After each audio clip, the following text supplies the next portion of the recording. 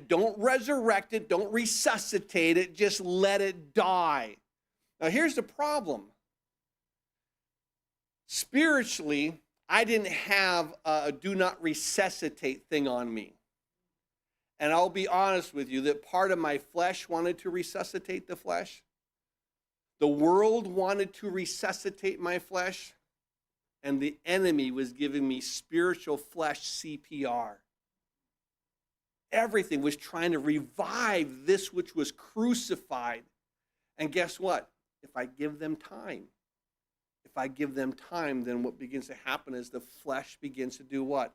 The flesh, which should be dead, begins to resurrect. And so we recognize, and this is always the key, the flesh doesn't attack until the spirit. And that's why we see here in verse 17, the flesh lusts against the spirit. It's not the spirit against the flesh first. The first thing that happens is this, the flesh is dead. But then the flesh begins to resurrect itself, and you say, no, I don't want to be dependent upon God in this area. The enemy says it, my flesh says it, the world says it. You don't have to be dependent on God in this. You're strong enough. Well, as soon as you think you're strong enough, guess what?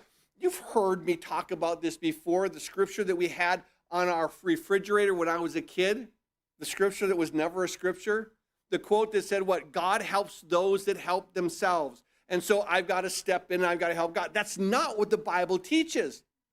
Jesus, I never said that. The scripture says this, God helps those that cannot help themselves. And if you can help yourself, just go ahead and do it. But you're going to fail. You're not going to glorify me.